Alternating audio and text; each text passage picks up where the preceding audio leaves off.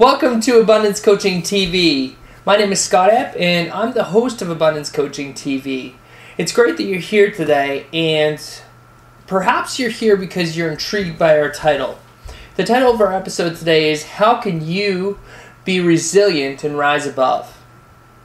So how can you be resilient and rise above anything? It's an important topic. So how can you overcome? How can you rise above? How can you be resilient? How can you have those qualities? In today's episode, I will be featuring Stacey Copas, and she actually has an incredible story. She's a quadriplegic, and she's doing incredible things today, but we're going to talk about her story and the story of how she was resilient, and she's going to also provide some answers, hopefully, for you if you feel like in your life you need to be resilient in some way. But before we even get into that, I want to ask some really important and powerful questions. Is there something that you feel like you're giving up on today? Is there something that you feel that you're giving in with today? Whatever time of the year it is, right now it's February of 2013. So whenever you're watching this episode, take a check mark for yourself and gauge where you're at in the year. And then gauge how you feel that you're doing towards some of the ideas or the goals or the dreams that you set at the beginning of the year, if you did even set goals or dreams or ideas at the beginning of the year. And then take a snapshot picture of your life and try to identify the areas for yourself where you feel like you're succeeding, or maybe even where you feel like you're failing. Have you given up on some of your dreams? Or have you lost hope in some of your dreams or some of your big ideas? The difference between achieving the goal that you have and letting the dream go is inspiration oftentimes. Oftentimes you just need that inspiration to actually rekindle something, to rekindle that fire, ignite that fire again, to actually have that fire burn brighter even for you. There's something that you could visualize that could really help you at this time.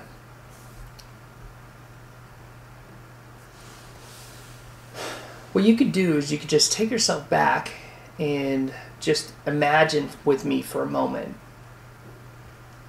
Just even close your eyes or find a place that would help for you to just find peace. So even right now, just to even close your eyes and take a look at one of the goals that you have that's deep in your life, that something that's super important to you. And just tap into that goal right now.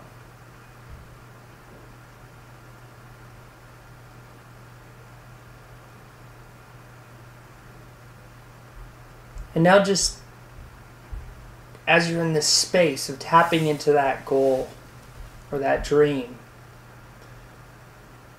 tap into what it will feel like when you accomplish that goal or that dream.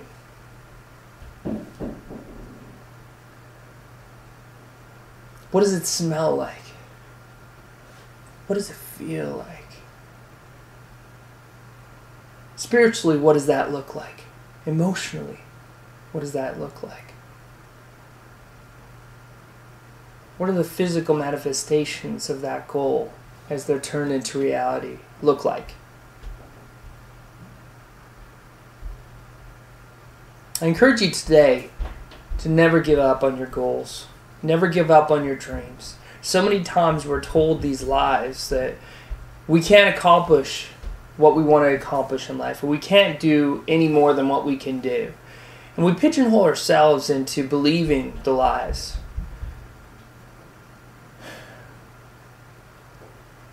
At times in my life, I've felt like giving up. And at other times, I have given up. And perhaps there's something right now that you can say, I know I'm giving up on this. I know that I've surrendered this. And if it's something that's so deeply ingrained inside your body, inside your heart, if it's something like a marriage or a relationship that is just so important to you, if maybe it's even your marriage, and you feel like you're giving up in your marriage, and you're giving up on this vow that you actually made with your spouse, Don't give up. Don't believe that there's no hope. Take a breath in. Do an exercise like what I did just a moment ago with yourself and tap into the why of that exercise. Tap into what it was like before and what it can be like in the future. Tap into the feelings that can surround that. There's going to be doubts and there's going to be shame and there's going to be other emotions that might just try to come in and block you from having process or progress with that visualization. And I encourage you to block those and let yourself be free. Let your heart and your dreams be released to wander. I often talk about the heart of a child and the passion of a child. I have a 2-year-old and a 3-year-old now. And I see their passion all the time. And I see how much wonder they have in something that's new. For them, something that's incredible, something that's new, something that's amazing, something that's just encouraging or refreshing for them. And as part of that wonder, I take myself back and I look through their lens. And I see myself in their eyes. And I just see myself being able to dream like a child and to be in wonder like a child. And if you don't have a child, I encourage you to go to places where children might hang out, like a zoo or a playground, and just to appreciate what children can offer. Appreciate what children can teach you with passion. Are you giving up? Are you willing to surrender yourself, to give up? There's so much hope for you. There's so much peace for you. There's so much more for you. I encourage you that if you see that there's fears or doubts or failures in your life, that every time that you see that you've failed, to flip that word failing into something else, into something like something that you're learning from, like a mistake that you actually could learn from, or look at it as something that's totally different. Look at the word failing. I like this word. Look at the word failing as conditioning. So if you could look at every time that you failed and that you thought that you couldn't do it or you couldn't go on and you couldn't do any more, that it's just a matter of you just building up that conditioning inside of you, to condition yourself to get back up, to go forward, to dream more, to dream again, to know that there's a spark inside of you that you have to guard. Because once that spark goes out, that's it. That's it. That's when life is done. Life is fleeting. Life is just like this. And it's just a blast. It's just gone. And unless you appreciate the moment and appreciate the day and appreciate that spark that's inside of you and know that that spark can grow into a flame, which can grow into a fire, which can grow into something uncontrollable in this world and make an incredible difference, then you might be just underappreciating who you really are and what your potential is, because you can be resilient. And I understand that there's heartache and that there's hardships that happen. And it's happened to me too. And there's so many other people. You know, we're going to have Stacey on our show, and a little bit later we're going to have Matt on our show. Both of them are quadriplegics. So whatever you're going through in your life, I don't know if it's as drastic as losing the ability to actually move parts of your body. But there's something inside of you that you have to just tap into to be resilient and overcome. And I want to talk about that spark again, because that spark needs to be guarded. And that spark can ignite a flame. And that flame can ignite a fire. And that fire is so contagious in life. If you look at how contagious it is, you can see just how much influence one person has had in different circles in different parts of life. And you have influence, you have gifts, you have talents. You were born with these talents. Do not give up on your dreams. Do not give up on your passions. Be resilient and know that there's something that can come from that spark. And whenever you feel like somebody else has damaged you or hurt you, realize that there's more hope to actually overcome than you might be living in right now today. There's a new perspective you could look at things with. There's a possibility for you to actually change something, or to do something different, or to act a different way, or to approach it a different way, or maybe even change course or do something with different adjustments. But whatever it is that you're dreaming about, whatever it is that you're going for, and if it's something that's deeply ingrained in you, don't give up. Don't give up on life. Don't give up on family. Don't give up on relationships. Don't give up on marriage. Don't give up on the pursuit of happiness and dreaming and all the things that you know that you really need in your life. If this resonates with you, you're encouraged by me to sign up for a complimentary coaching session. I'll gladly help you. And I'll help you tap into your truest potential, because you deserve to live in your truest potential and be your best self. And all you have to do that is just go to our homepage, click the complimentary coaching session button, book a session, and I'll help you out. In addition to that, if you don't know this already, there's a button over here that you can sign up to receive updates about all of our future episodes, so that you can live and flourish and you can have the attitude of living with more passion and have more abundance, and really just deal with topics like today's topic of how to be resilient and rise above anything. I believe so much that people like you can accomplish great things. And just after this break, we're going to have Stacey Copas on here, and we're going to entertain this conversation further about being resilient and rising above. When you were younger, you dreamed about your life. You believed that you would be able to achieve greatness and that you would become incredible. You were a winner, and you would defend your dream against any challenges. Somewhere you may have lost some of that winning spirit, and the champion in you may have faded. Your life coach will help you become that champion again. You are not expected to battle through life alone. Making positive changes takes guidance and direction. Your coach will support you and pick you up when you get knocked down.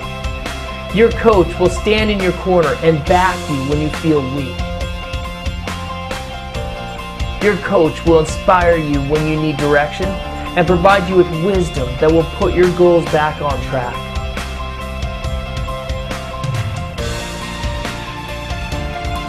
Partner with a champion whose goal is to see you soar to the summit of your dreams.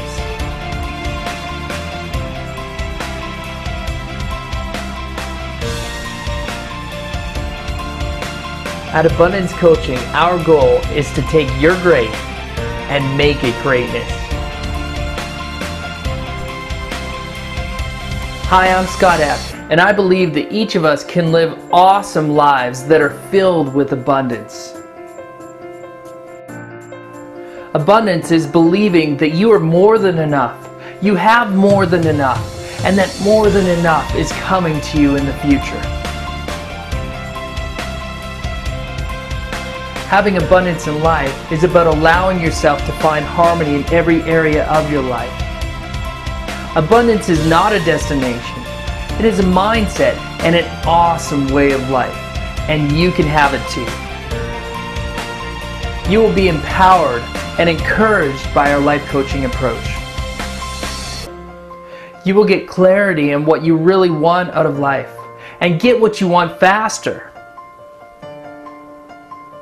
We believe that life coaching is about having intentional, purposeful, and powerful conversations that are focused on you moving forward.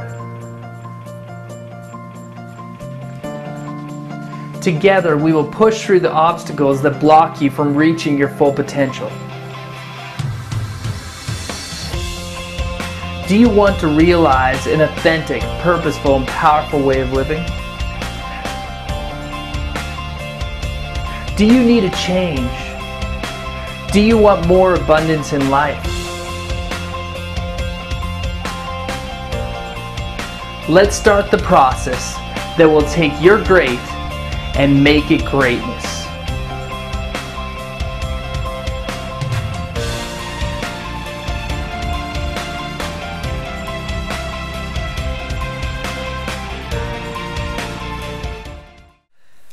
All right, Stacey, it's great to have you here. Awesome. So welcome to Abundance Coaching TV. Thanks for having me, Scott. Yeah, definitely. This is awesome, and I'm so excited that you're just here with us today. I'm so excited that you get to take part in this space and that we actually got connected by a mutual friend. yeah, so the power of the internet, isn't it, to bring people together, and we're on the other side of the globe to each other, so it's fantastic. That's definitely true. That's for sure.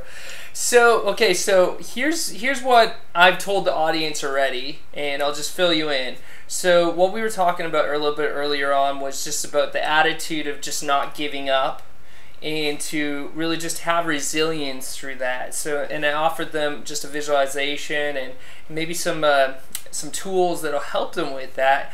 And throughout what we're going to talk about, we're going to talk about resilience, we're going to talk about your story, and we're going to talk about, you know, what it took for you to actually overcome in your story too. And I'm just really excited about just hearing all of that. Excellent. Now looking forward to sharing. Yeah, very cool. So, yeah, the topic of the day, as you know, is how to be resilient and overcome anything. So, first of all, before we even get into it, just like, what does resilient even mean? What does that word mean? Yeah, I guess there's lots of different ways of looking at resilience, and I guess ultimately resilience means the ability to bounce back. You know, it's the ability to return to where you were after, you know, something has gone wrong. But I guess what I've chosen to do is to sort of take a step further than, you know, just merely getting back to where you were. I like to look at it, I think, you know, one of the best ways to cope with something going wrong or to feel better about something going wrong is to actually achieve something.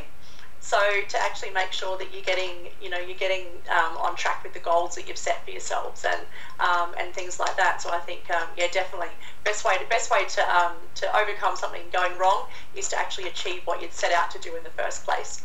Yeah, definitely. Cool. So that's a great overview or a great definition for yourself. And I'm sure we'll illustrate that in a great way. But before we get into it, I want to tell you about a little story today that really fit the need of this conversation, okay?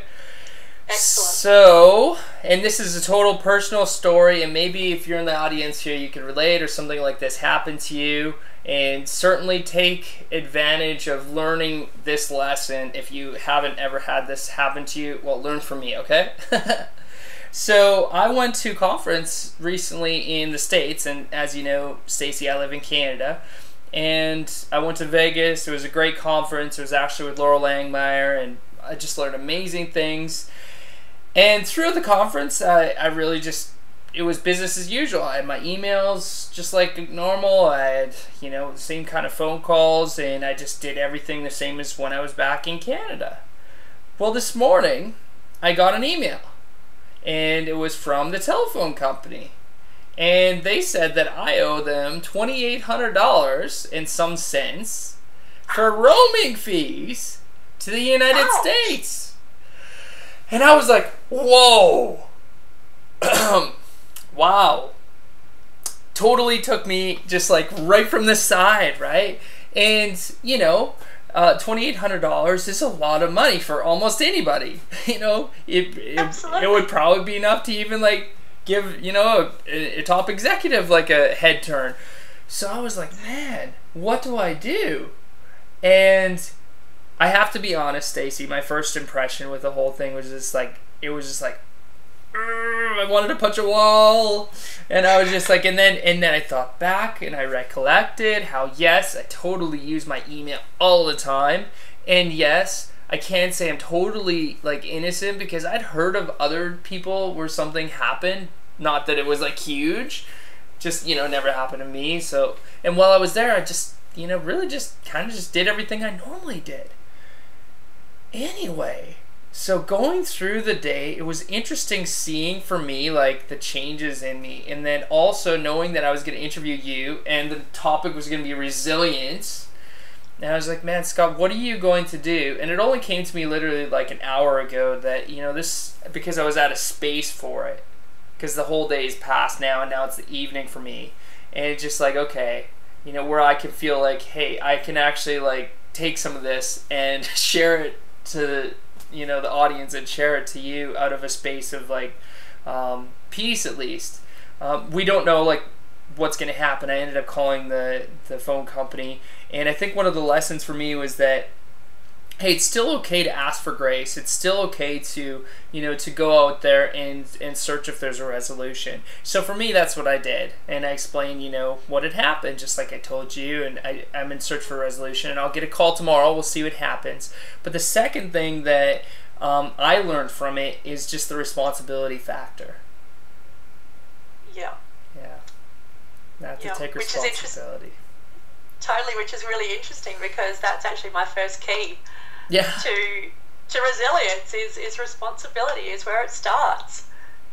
There you go. Yeah. So what do you think about my story, Stacey? That's painful. It is, and it's one of those things that I've always been petrified about when I travel, is getting one of those huge bills. So I quite often just don't roam at all and just sort of say to everyone, look, I'm off the planet for the next 2 weeks. I'll try and find an internet cafe or some free Wi-Fi hotspot somewhere. But yeah, I've heard that there's really big things, and especially when it's completely out of the blue. It's to get something like that is just, it just comes completely from left field, and being completely unexpected. And I guess that's, as you said, it's just one of those things when things like that go wrong, it's like, well, okay, what do you do? And again, as you said, my first instinct sometimes is that, I really need to do something physical to get this out. Yeah. So I'm not looking for pity trip for those listening in the audience. I'm telling you my story, and hopefully you'll learn something from it.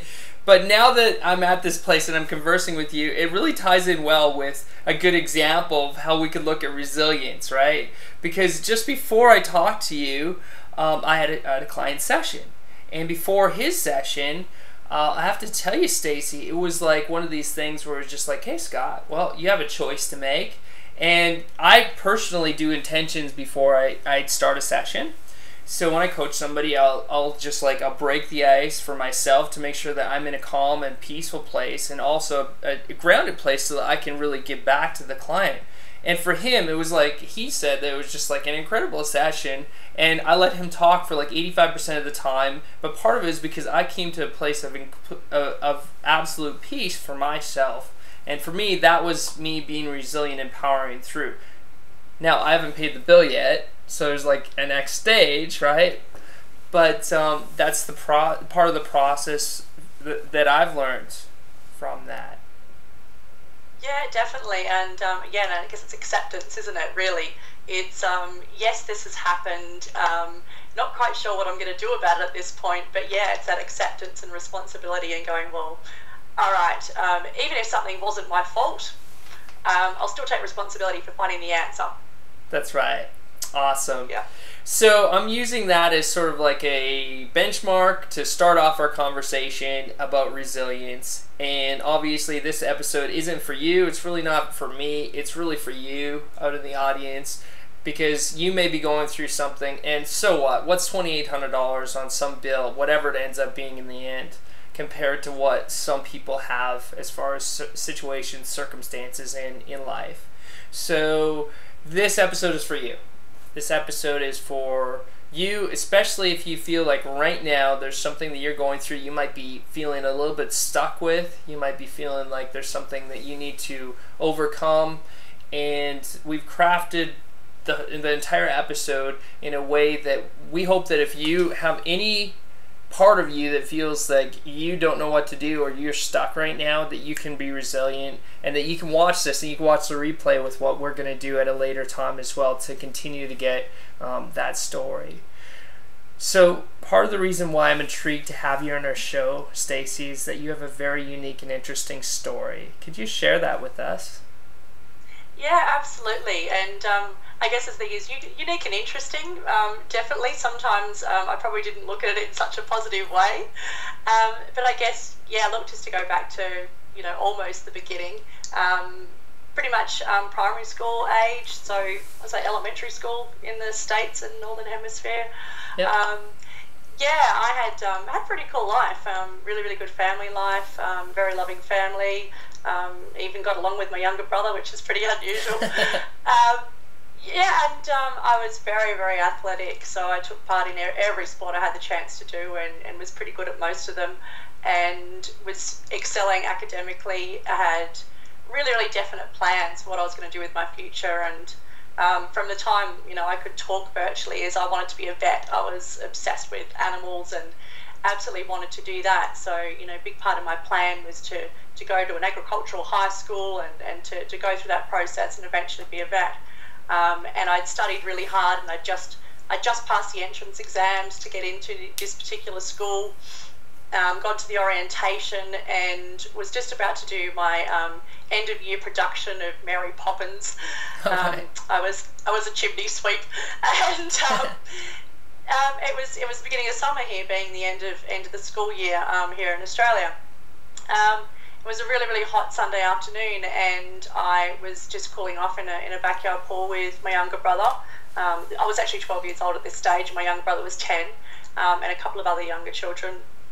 And being, the older one and the only girl, then I wasn't cool to be just, hanging out with the younger boys. So I decided that I'd climb up onto the edge of the pool and dive in, and that was all well and good, and I kept doing that, and I got yelled at to stop. But of course, being 12 and invincible and bulletproof, I didn't listen.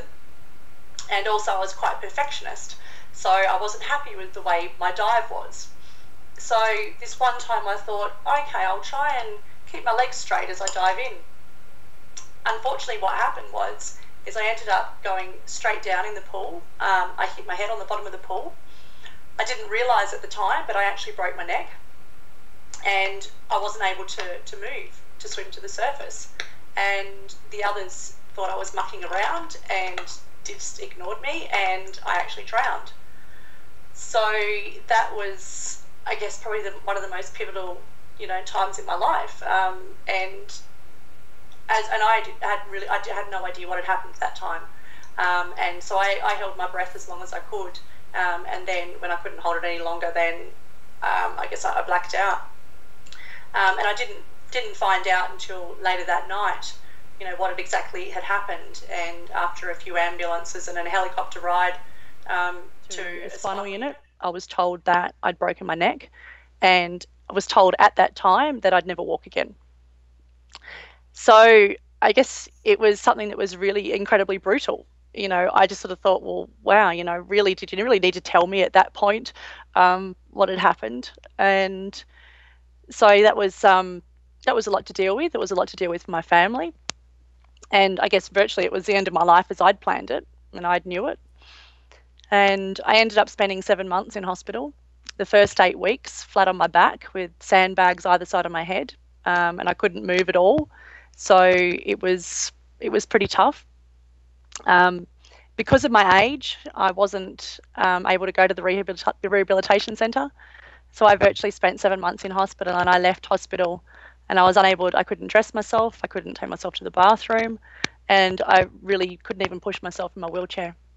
So it was a really tough time. And to top that off, it was the middle of the year, and 3 days after I left hospital, I started high school in the middle of the year at a school where I knew nobody.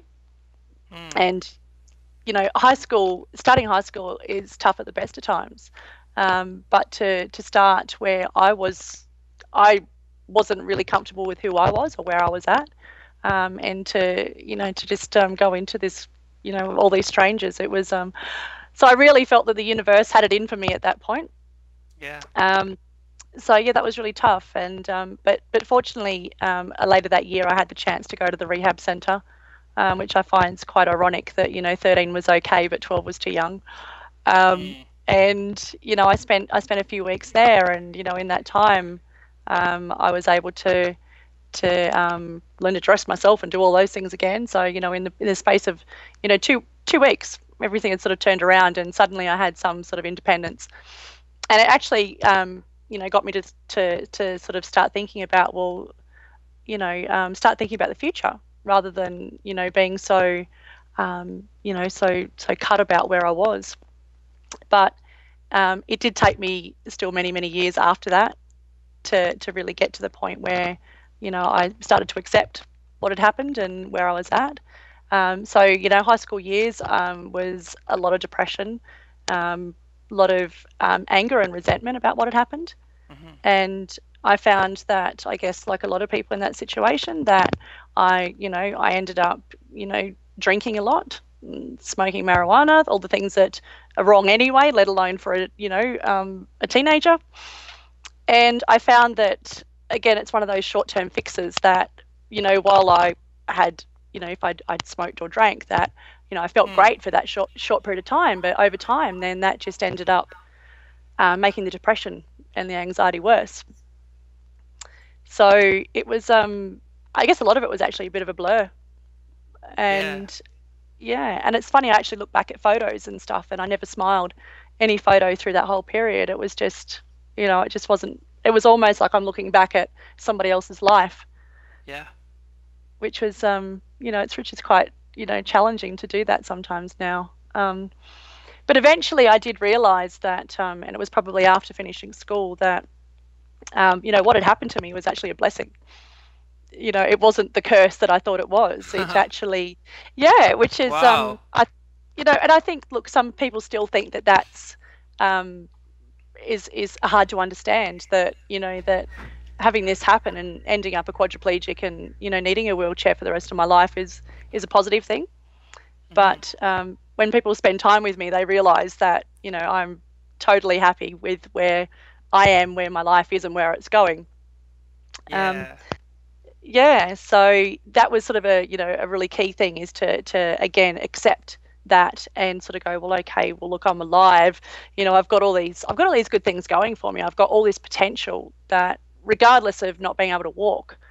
And it's quite funny. It's quite funny now. I sort of joke and say that, walking's overrated. But so that's, one of my things. And honestly, to me, it doesn't make a difference. I'm happy, I'm healthy. Walking is such a small part of it.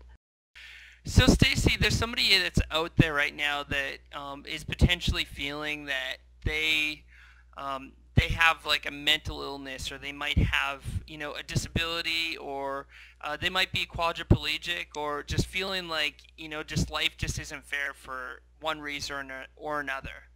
Can you share with me, what you would help them with? Like you mentioned in your teenage years that it wasn't always easy.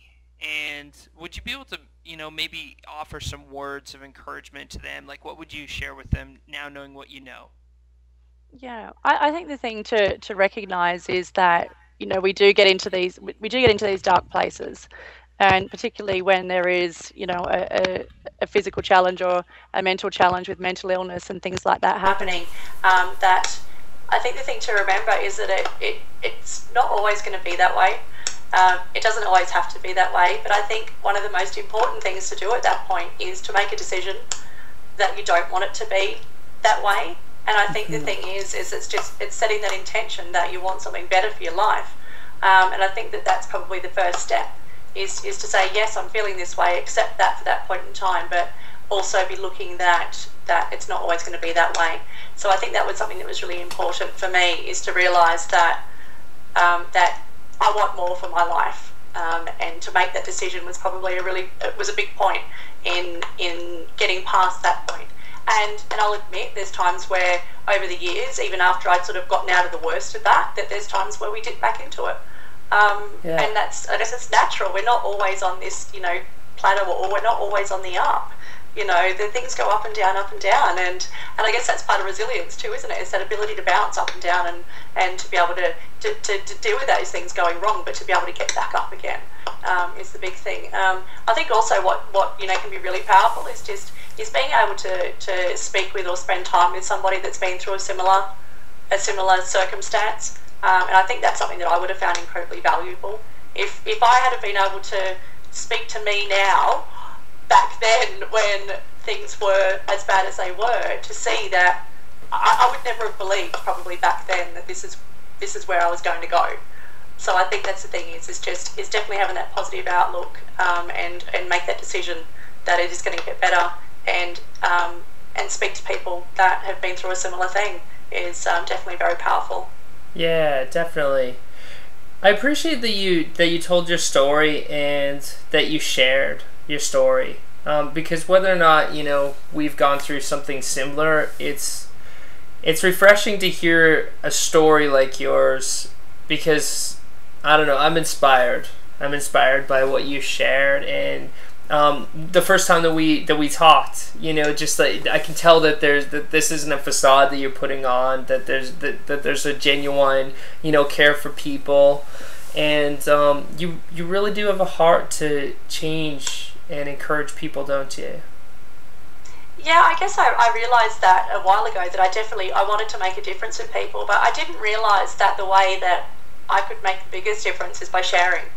And it was only it's only been in the last 18 months, 2 years, that I've actually quite publicly shared my experience. I kept it so close to my chest prior to that, but it was actually that someone that had mentioned to me that, again, it's not about me. By sharing my story, that I can make a difference to people, whether it is someone that's in a similar situation or someone that's got is just having some challenges that are totally unrelated to my own personal situation. But I've found that just having that connection with people and being able to open up and share, and then for people to share with me, and I think that's probably one of the biggest things, is that by being quite open and sharing my experiences, then it encourages other people to be open and share theirs as well. And that's such a big thing, is just be able to share and to talk about things makes things a lot easier. They say it wasn't a problem shared, the problem halved. That's true. That's awesome. Okay, so tell me a little bit more about the journey. So part of resilience, I'm hearing from you, like it's part of the journey, right? It wasn't something it's just like, hey, snap the fingers, I'm accepting everything that's gone on and everything's perfect. So tell me about the journey, and what's it look like to have a resilience journey? Yeah, it's actually quite interesting, because I didn't even know that resilience was what it was until I started looking back and doing that. I didn't realise that resilience was what it was, and I hadn't put a label on it. So I guess it was looking back, and I started to piece together. I looked at where I am now, or I guess where I was in a year or so ago, when I started to really put the resilience process together. And I really looked back and I analysed, and I thought, well, okay, well, what are the things that have gotten me from where I was at 12 years old, to where I am now, at 34. It's a really long period of time. Yeah, totally. It is, but I think probably the biggest part of it has been the most recent part. So it was about getting to that point of looking for something bigger, and I guess that's probably one of the key things that I've discovered over the last few years, is that to be resilient, then you have to have inspiration. You have to have a purpose. I think the thing is that when we get knocked down and things go wrong, if we don't have a good enough reason to get back up, then we're unlikely to get back up, or we're not going to get back up as quickly as we could. Yeah.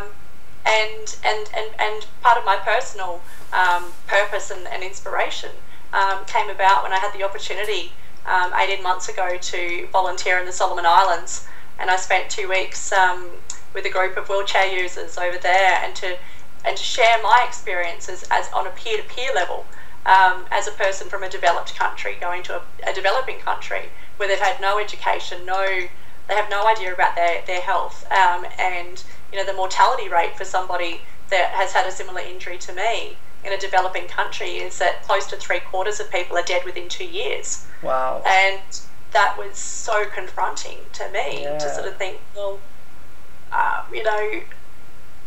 what can I do? So yeah, just sharing and giving people some really, really basic inspiration and basic inspiration and basic education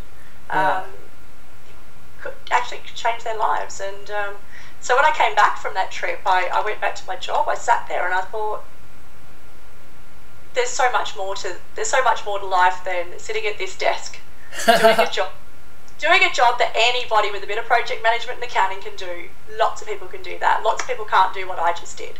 Yes.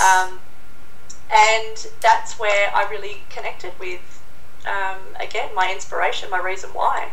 And once I did, it set me on this. It set me on, you know, a new journey, and it really made me realise that that was a real strong key to being resilient.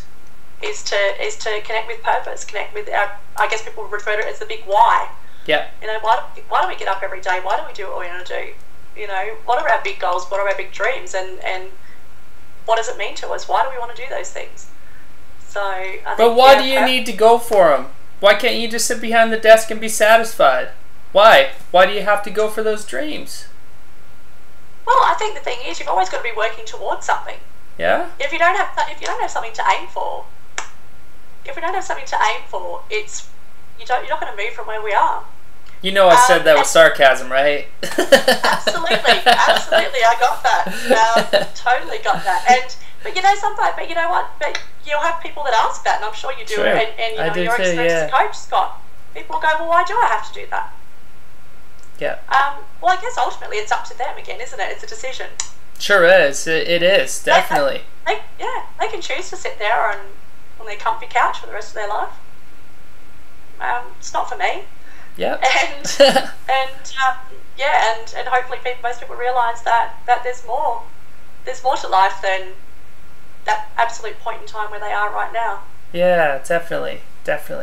So I want to talk about a story that I want to, I want to share because it's somebody that I deeply know, and I think that it's somebody really inspirational to me.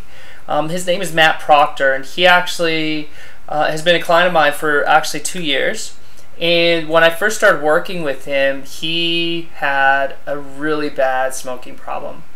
And the reason why I can share this openly with you is that he wants the world to know about his story. He actually wants the world to know about his process of change.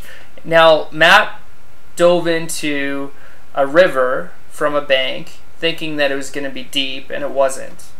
And he broke his neck. I think one of the vertebrae right at the back here. So he actually doesn't have any movement with his one hand, and he can do a little bit like this with his other hand. So he's a quadriplegic, and for him, part of smoking was that motion. Like, he could do this, he could do that. Like, it was something that he could do. He could, he could also, he has enough mobility to actually move and actually drink himself as well, or out of a straw at least. But smoking, it partly had to do with this, and certainly it had to do with, like, part of his past life. He would certainly agree to that. And when I started working with him, it became part of our goals, but we didn't always talk about that. A lot of what we talked about was a process called BRR. And what that stands for, I came up with it because really I tried different things with Matt, and some things worked and some things had consistency and some things didn't. And I was like, okay, I need to simplify this whole thing because there's so many powerful, empowering beliefs and all kinds of things and coaching tools that I could throw at the guy. But, like, let's keep it simple. So I came up with an acronym, BRR. And the short version of BRR is beliefs, and we talk specifically about beliefs. So we'd have a whole session about beliefs. And then environments, and then we'd have a whole session about environments. And then replacing, and then what you're doing to replace. So in short, beliefs, your belief systems, what you believe about yourself, your underlying beliefs, and all that stuff play into it. Your environments, where do you smoke? Where do you find that you're uncomfortable with that? What kind of environments are empowering for you? So, all of that stuff. And then, of course, all that's fine and good, but it turns out to be zero if you don't have the R, which is replace, right? To help them with that. And for him, anyway, that process really helped a lot to help him quit smoking. But I suppose you might be able to relate to him in some way because he's a quadriplegic and doesn't have all of that. And did you watch the video, right? Yeah, I definitely watched the video. Okay, cool. Yeah. So audience, we're gonna just cue up that video and we'll be back in just a second.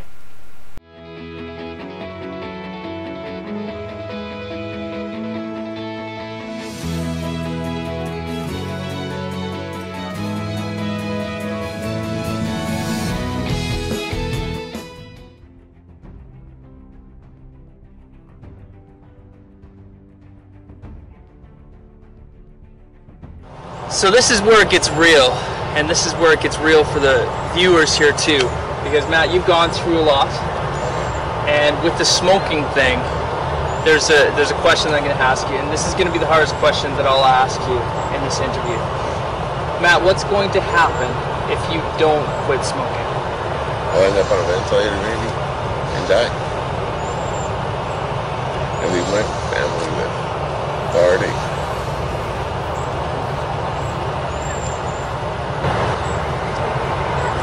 Do you want to share with us just a little bit about some of the stuff in the hospital that has happened recently, or your trips to the hospital that are mostly a result of your smoking? Being intubated so many times, laying there with a tube in your throat, slobbering on himself, mouthing words that nobody can really understand. It's a lonely place. It's a region of the shadow of death. It's a horrible. And as you saw from the very first video, Matt's putting himself to a challenge, a 30-day challenge to quit smoking. And Matt, we set ourselves up for this challenge last time we talked, and we're meeting again for the second time. Do you want to share with us what happened after you started the challenge? Well, I started how long ago? You started 7 days ago. 7 days ago. And for the first 4 days, I didn't think I could do it. I struggled with smoking for the first 4 days and thought it was going to be impossible. And then I just decided, actually I met with my mom and she said we'd restart it because she had had some wine and hers is not to drink. So the next day I just put my mind to it. It's been 3 days. And Matt, last week we talked about starting this 30-day program to quit smoking by doing some small steps in order to achieve that bigger goal that we have to quit smoking in 30 days. Well, the Nicaragua guns helped a bit, the psychology of it. Talking to my mom, seeing the earnest desire in her for me to stop and just making up my mind to say no to, I don't know, just gotta keep saying no, be positive, think about the benefits of not smoking because smoking really has no benefits. So Matt, would you like to just share with us what's going on this week with your challenge? It's been a really difficult struggle. It's been a really hard time not smoking. Yeah. Seems I went for about 2.5 days, and it seems that it's just hard thing to break. Yeah. Someone was telling me to do the hardest thing I ever do. Yep. It's quit smoking. Yep. It's been a real struggle. Tell us about some of the action steps that you've done to replace the habit. When I go on my computer, I can go on my computer for like 3 hours and not even think of a smoke. Or else when I watch television, it's still there pretty strong. The gum helps, the Nicaragua gum helps. Yep. I don't know. Yep. So some of those things are working, and we're going to continue to show how replacing the habit will work in this process because it's something that you can use as a tool going forward. To find something to replace the habit of smoking, to something that will Okay. So you want to replace the habit of smoking? something empowering. Empowering. Oh, Something that will excellent. empower me, not just to replace it, but empower me to live a fuller life. Awesome. Cool. So you're really just targeting the formula that we're using, which is burr, right? So we always ask you, how's your burr going, Matt? I'm working on burr, Yep. Yeah. And the colder it gets, the more burr you have to work on, right? That's cool. So today we talked a lot about beliefs, and in our session today we're going to talk a little bit more about beliefs. And it's important to believe in all this stuff, isn't it? And to believe in yourself, and to identify those underlying beliefs that are holding you back from being the person that you want to be, and from having that vision, having that dream to accomplish that goal. So part of environments is what we do today. What we do together is we work together on those goals. In my belief, being a coach, I believe that when you set a dream and when you set a goal or an aspiration, that you are 100 times more likely of achieving that goal or aspiration when you have people alongside of you that are also vouching for you, that are in your corner, that are standing beside you, that believe the same things in you. And sometimes they believe more for you than you believe in yourself, and that helps raise you up. Today we're going to be talking about how Matt has quit smoking. Woohoo! All right, that's awesome, Matt. It's been 17 days. It's been 17 days. Yeah, and I know that this time for quitting, I did it on my own desire. I decided that I didn't want to end up in the I decided I didn't want to end up in the hospital again, and I was on the road to go in there, and I decided that I just had to do it for myself. For a while there, I had it been that I didn't want to smoke anymore, and I just couldn't seem to get over it, and I finally made the decision. It's been 17 days. Awesome. You know, and you just have to persevere, be diligent not to smoke, right? Yeah. And my believing that I could do it was a big thing. My environment, I haven't changed much. I still go out for coffee and go outside lots, and you just really have to make the decision, the reckoning of the will or whatever, that you're not going to do it, and then you're good. Awesome, awesome. So tell me a little bit more about Burr. We've talked a lot in our sessions about beliefs, environments, and replacing. So you said, tell me more, just to open up so people can understand how beliefs have helped you. Well, like your belief in self, belief that you can do it, you know, your belief systems. I asked God to help me with the belief part. I realized that if I believed in myself, believed that I could quit, and believed in myself, and just, I don't know, just thought, you know, I can do this, and just put it into practice, and believe that I could quit smoking instead of doubting and saying, oh, I'll try and quit, or oh, this, like, you know, or I'll quit later. You just have to believe that you can do it and set your mind to it. Awesome.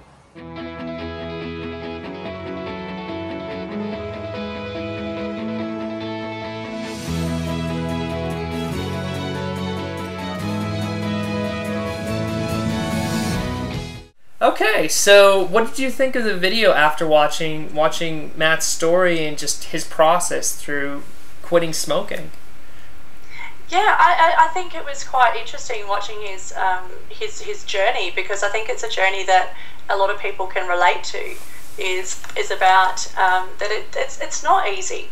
It's not easy to change these habits, and I can also understand, I guess, how, you know, as you mentioned, how he got into smoking in the first place. I think that's one thing, as you know, as a person with a disability, if you find something that you can do and you can do independently, whether it's a positive or a negative habit, then it's something that you're going to latch onto, because you're looking for every aspect, every opportunity to do something without somebody else's help.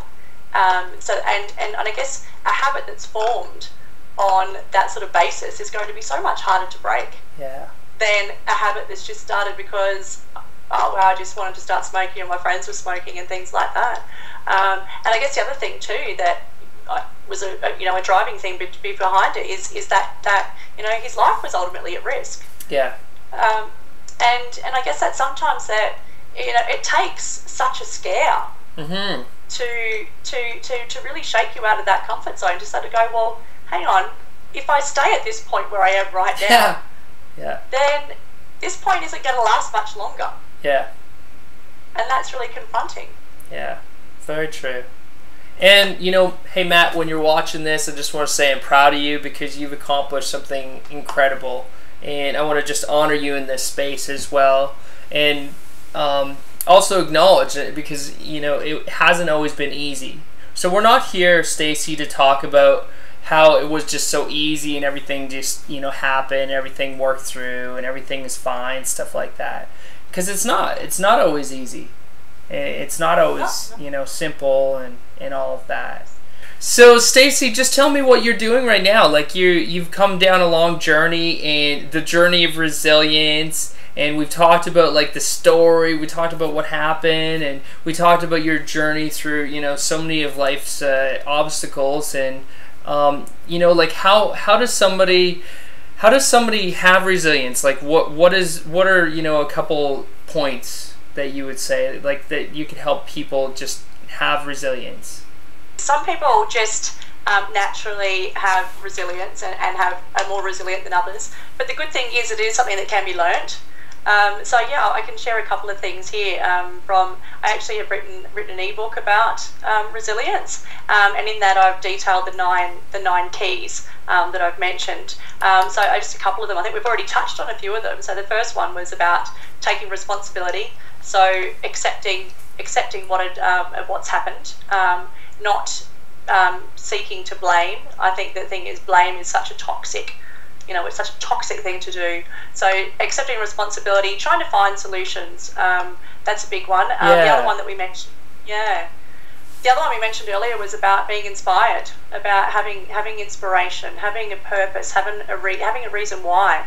And for some people, I find that a really common reason why, particularly with people that are parents, is their children can be probably one of their biggest inspirations and their reason why, and the reason the reason behind their desire to improve their life. As I've mentioned earlier, my purpose is that I want to improve the quality of life for people with disability in a developing country. And I've just recently come back from Cambodia. I did a short project over there as well, looking at some of the initiatives over there. So for me, everything I do, that's the underlying reason why I do it, which is really cool. And probably another one that I've touched on again is having support. So I think the thing is, when things go wrong, one of the most powerful and useful things that we can do is to seek out people that have had a similar experience or a similar situation, and to get them to potentially mentor or to coach you through. And sometimes it can be people that are already in their lives. It could be just a friend or a family member that's able to help them with that. But I guess the thing is having the positive supports in our life, and being careful of the people that are negative, and to be careful to, particularly with when things go wrong, to not spend time with people that are negative, because all that ends up happening is a very big pity party. Yep. And as Zig Ziglar says, the worst thing about pity parties is no one brings any gifts. Yes. So that's probably that's three, I think, that are probably the most powerful things that people can do to build their resilience and to focus on getting ahead when things go wrong. So taking responsibility for finding the solution, connecting with their inspiration or their purpose or their reason why, and thirdly, to seek out the support. So to have positive supports in their life, and to potentially find the guidance from a mentor or a coach that's gone through a similar thing. That's awesome. So tell us about what you're doing right now. Tell us about your motivational speaking and how people can find you. About June last year that I actually left my job to pursue speaking as a career. Yep. So I do speaking, and sometimes it could be workplace stuff, could be conferences, things like that. A lot of it can be it's obviously around resilience, but sometimes it can just be purely of a motivational nature, just sharing my story and just giving people a few tips on how they can get ahead when things don't go the way they planned. And I've started to put some stuff up onto YouTube as well. So I've got my YouTube channel happening, and I'm going to put a lot more stuff on there as well. And I've also got, probably the best place people can find me is just at staceycopas.com. And on that page there's my blog, and there's also links to the various social media channels. So I really like it. I interact a lot with people that follow me on Facebook, and also via LinkedIn. And so I'm always great to get people's ideas and feedback, and also I really like people connecting with me. I love hearing you know, people's stories and where they're at, and if there's anything, you know, even in a small part that I can help with people, you know, getting on with things and getting towards the life that they've dreamed of, then that's what makes me happy. That's so awesome. Very cool. And all that information will be on this TV page here, so they can find it there, and they could get your free ebook. I noticed it was on there. That's awesome. Yes. And thank you so much, Stacey, for being part of our show today. Thank you for helping us with this conversation about resilience. Your story is truly inspirational. I'm sure that you and the audience got a ton out of it. Thanks so much for having me, Scott. Yeah, it's been a privilege. Thank you. Thanks.